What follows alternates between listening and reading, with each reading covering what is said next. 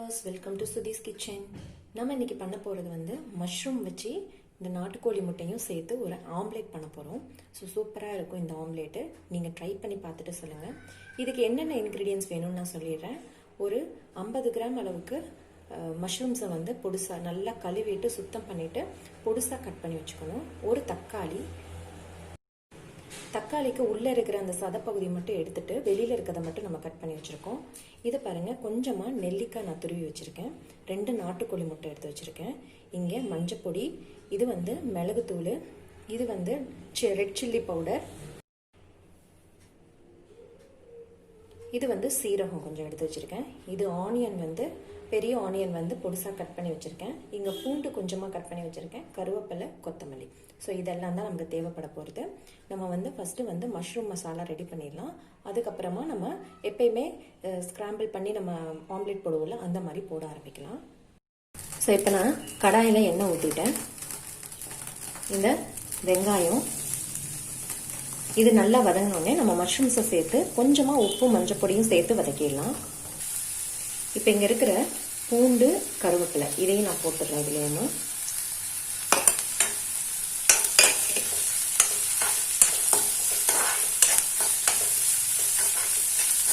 இது லேசாக வதங்கினா போதும். ஏன்னா நம்ம ஆம்லேட்டில் வேற நல்லா வேகும், அதனால லேசாக வதங்கினா போதும்.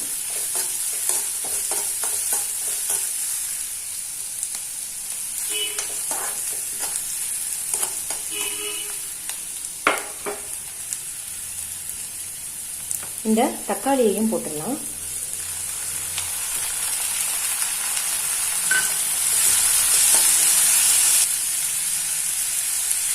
இப்போ இந்த மஷ்ரூம்ஸை போட்டுடலாம்.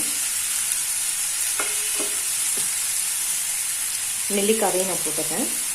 ஸோ நான் அன்னைக்கு இன்னொரு வீடியோ அப்லோட் பண்ணும்போதே சொல்லியிருந்தேன், குழந்தைங்களுக்கு வந்து என்னென்னலாம் பிடிக்காதோ அது எல்லாத்தையும் நம்ம பிடிச்சதில் போட்டு கொடுக்கணும். ஸோ முட்டை வந்து கண்டிப்பாக குழந்தைங்களுக்கு பிடிக்கும், மஷ்ரூமும் பிடிக்கும். இப்போ இதில் நீங்கள் நெல்லிக்காய் போட்டது நிறைய குழந்தைங்களுக்கு தெரியவே தெரியாது. ஏன்னா இந்த முட்டையோடு அவங்க சேர்த்து சாப்பிட்ருவாங்க. ஸோ அந்த மாதிரி டிஃப்ரெண்ட்டாக நம்ம நார்மலாக செய்கிற ரெசிபிலேயே வந்து என்னென்ன இன்க்ரீடியன்ஸ் அவங்களுக்கு பிடிக்காதோ அது எல்லாமே நம்ம சேர்த்து கொடுத்துடலாம். இதில் உப்பு சேர்த்துக்கலாம். கொஞ்சமாக மஞ்சள் பொடியும் சேர்த்துறேன்.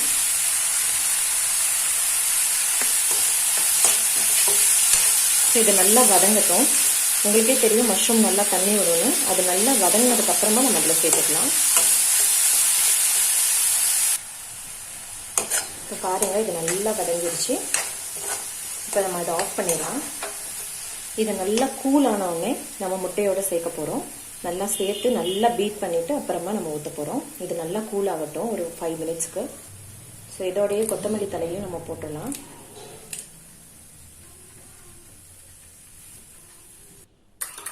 ஸோ இந்த எக்கை வந்து நல்லா பீட் பண்ணிடலாம்.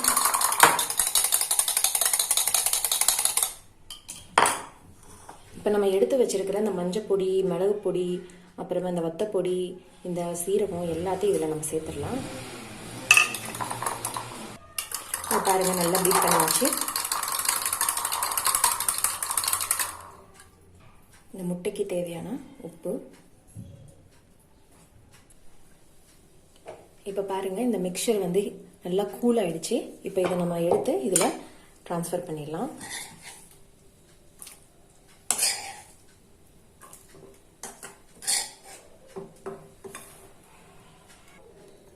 இதை நல்லா பீட் பண்ணிக்கலாம். இது நல்லா மிக்ஸ் ஆகட்டும், அவ்வளோதான். இப்போ நம்ம வந்து தோசைக்கல் வச்சோ இல்லை சட்டி வச்சோ நீங்கள் என்ன வேணாலும் எதில் வேணாலும் நீங்கள் இந்த ஆம்லேட்டை ஊற்றிடலாம். ஸோ இந்த ஆம்லேட்டில் மஷ்ரூமும் இருக்குது, நெல்லிக்காயும் இருக்குது, தக்காளி இருக்குது, வெங்காயம், பூண்டு, கொத்தமல்லி எல்லாமே இருக்கிறதுனால ஸோ அவங்களுக்கு ரொம்ப நல்லது. நார்மலாக நம்ம ஆம்லேட் பண்ணும்போது நம்ம எக்கு ப்ளஸ் இந்த மஞ்சள் பொடி, மிளகுத்தூள் இதை மட்டும் போட்டு நம்ம பண்ணிடுவோம். ஸோ இது வெஜிடபிள்ஸும் கலந்து இருக்கிறதுனால, அதுவும் முக்கியமாக நெல்லிக்காய் வந்து குழந்தைங்களுக்கு வந்து சும்மா கொடுத்தா சாப்பிட மாட்டாங்க. அதனால நம்ம இதில் போட்டு கொடுக்கும்போது அவங்களுக்கு அந்த புளிப்பு தெரியவே தெரியாது. வாயில் படும்போதும் அது நெல்லிக்காய்னா அவங்களுக்கு கண்டிப்பாக தெரியாது. ஸோ ட்ரை பண்ணி பாருங்கள். ஸோ இந்த தோசை சட்டியில் வந்து கொஞ்சமாக எண்ணெய் விட்டுக்கலாம். எண்ணெய் விட்டுட்டு நல்லா தேய்ச்சிடலாம்.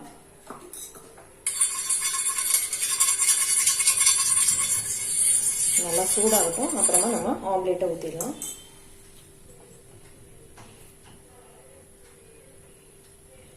இப்போ சட்டி நல்லா காஞ்சிருச்சு. நம்ம ஆம்லேட்டை ஊற்றிடலாம். ஊற்றும் போது நல்லா கலக்கி ஊற்றுங்க.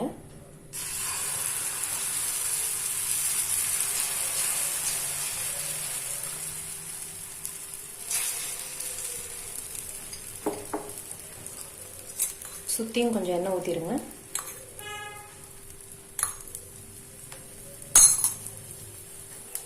ஸோ இதில் நாட்டுக்கோழி முட்டை தான் நம்ம யூஸ் பண்ணியிருக்கோம். நீங்கள் நார்மல் முட்டை யூஸ் பண்ணணும்னா யூஸ் பண்ணிக்கலாம். ஸோ ஹெல்த்தியஸ்ட் ஆப்ஷனுக்காக நான் நாட்டுக்கோழி முட்டை யூஸ் பண்ணேன். நீங்கள் இதுலேயே வந்து நிறைய வெஜிடபிள்ஸும் சேர்த்துக்கலாம். நான் மஷ்ரூம் மட்டும் சேர்த்துருக்கேன். நீங்கள் நிறைய வெஜிடபிள்ஸ் வீட்டில் இருந்துச்சுன்னா கண்டிப்பாக சேர்த்துக்கலாம். ஸோ முக்கியமாக நெல்லிக்காய் சேர்த்துக்கோங்க. இந்த மாதிரி ஆம்லேட்லலாம் நெல்லிக்காய் போட்டு கொடுத்தீங்கன்னா அதனுடைய டேஸ்ட்டும் நல்லாயிருக்கும். ப்ளஸ் குழந்தைங்களும் ஈஸியாக சாப்பிட்டு முடிச்சிருவாங்க. இதுலேயே நீங்கள் மேலே சீஸ் கூட போட்டு கொடுக்கலாம். ஸோ நான் இன்னைக்கு சீஸ் போட போகிறதில்ல. ஏற்கனவே ஹை ஃபேட்டாக தான் இருக்குது இதில். பாருங்கள், திருப்பி போட்டாச்சு. சூப்பரான மஷ்ரூம் நெல்லிக்காய் ஆம்லேட் ரெடி ஆயிடுச்சு.